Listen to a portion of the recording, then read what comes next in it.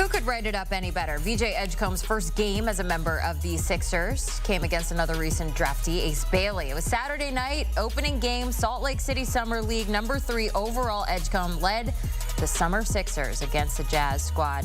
That was headlined by Bailey, that #5 overall pick. Now remember, Bailey refused to meet with the Sixers last month, so the drama of it all. But Edgecombe coming out on top.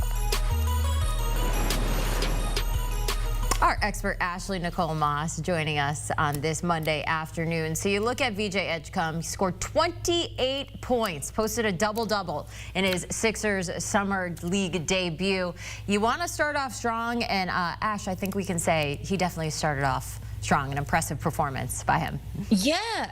I mean, just really impressed by his athleticism, and that obviously was one of the things that the 76ers were really high on when it came to VJ. And it's just insane to think this guy's only 19 years old, and he hasn't even matured really into his peak physical body. When you talk about what he'll ultimately look like years down the road in his NBA career, we can go back in the history books and see guys like Giannis and how they've kind of evolved. And it wasn't just the 28 points. I mean, you see his stats here, the 10 rebounds, the 4 assists, the 2 blocks, the 1 steal, just showcasing that he can kind of do a little bit of everything. And if you're the 76ers, who, if we're going to be honest, needs to start really thinking about life post Joel Embiid, whether it's this season, next season, they really need to start having those conversations, because as we know, Joel Embiid, phenomenal player, and when he is healthy, one of the best, if not the best at his position in the NBA. But we get such a small sample size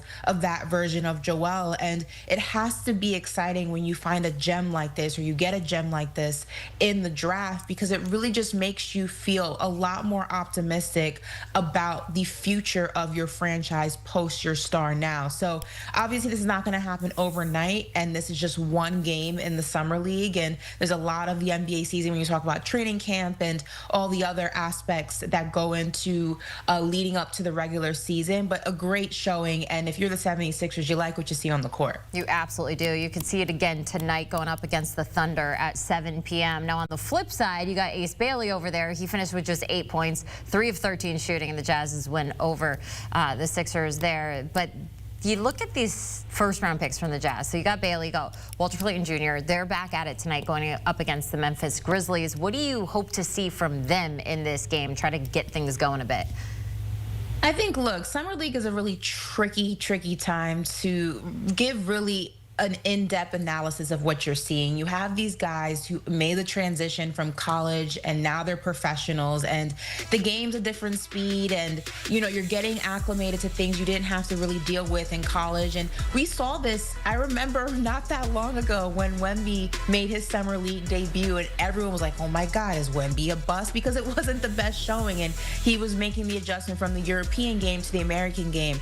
I think you just want to see these guys fight through their slumps, and that's what we saw with Wemby. We saw him fight through not a great showing his first time out, and just really push through that. And at the end of it, you felt a lot more comfortable for the people who like to, jump the gun and get a little bit dramatic off these Summer League tapes, if you will. You just want to see these guys power through it. Again, there's a lot of basketball to be played when you start talking about workouts and then training camp and preseason. You don't want to get too high or too low in what you're seeing, but you do want to see these guys trend in the right direction. And that may not mean big jumps, but I think with Ace Bailey and Clayton Jr., you just want to see them fight through whatever slumps that they were dealing with and come out each game better than they were the last one. And that's all you can ask for from these guys. You just want to see little improvements here and there, that's for sure. And it's not only the first-year guys, the rookies that are coming into this. There's guys that are coming in for their second season that are still trying to get things going. A guy like Dalton Connect is a perfect example of that. And you look at just the Lakers in general and the fandom over there. You have one rough start and all the fans are on top of you. So what would you like to see from Connect so that he doesn't have to deal with the pushover from the fans? Jenny, you tell Lakers fans that the Lakers won't make the playoffs, or that they'll get out the first round, and they're making you viral on Twitter. I know this too well. But look, have experience. I I will say this.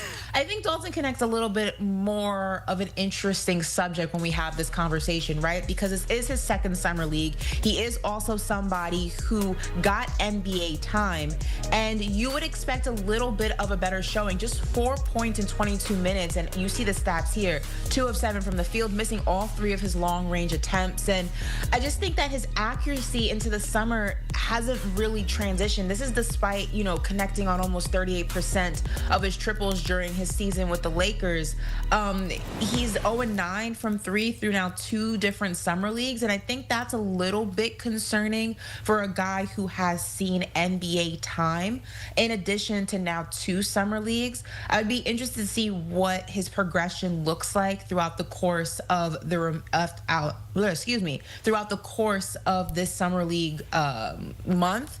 But it is, if I'm the Lakers, I'm definitely raising a few eyebrows and kind of looking at this, like, where is there a disconnect between what you did in the regular season in the league and what you're doing now in summer league, and honestly what you did the year prior in summer league as well. I think this is a little bit more complex situation to analyze. All right. Well, he was the 17th overall pick in the 2024 NBA draft. Seems like you have a little bit of concern there. We'll see how it all plays out. We do have some news in the NBA. The Clippers, Jazz, and Heat have agreed to a trade that sends Norman Powell to Miami, John Collins to Los Angeles, and Kevin Love, and Kyle Anderson, and a 2027 Clippers second-round pick to the Jazz. When you lay all that out, how do you kind of take it in, Ash? I mean, Norman Powell is a great pickup for the Miami Heat. He improves. He's a proven scorer. He's a dynamic offensive threat, and I think he really just helps the Miami Heat offensively. It gives them a much-needed boost to their offense that has really struggled since Jimmy Butler goes to the Golden State Warriors. And it's interesting that the Clippers let this trade happen. I did think Norman Powell was great on the Clippers, but then again, he did kind of struggle to get back to what the Clippers were expecting or needed from him post his injury. So I don't know if Miami has less pressure on them than the Clippers do to kind of perform at a certain level. As we know, when you go through transition periods, when you lose big stars like Jimmy Butler, your spotlight isn't as bright. I think when you talk about the Clippers, especially given what they were able to do in the postseason, to a lot of people's surprise, and Kawhi Leonard looking a lot better than a lot of people thought that he would be down the stretch of the regular season and then going into the postseason, their timetable, I believe, is no longer as lax as it once was. Now, I'm not saying that this is going to be a championship caliber team. Only time can tell that. Health is a big part of what would make that factual or not. But I definitely think this is a competitive team, and in order to be competitive, you need competitive pieces. So I think John Collins is going to really bring some, front court strength. I think he's going to bring some offensive production when you talk about the Clippers side. And I think this is a win-win for both teams involved. A win-win. That's what we like to see. Ashley Nicole Moss joining us here on HQ. What do you got coming up on Triple Threat? Girl, I don't know, but we're going to figure it out.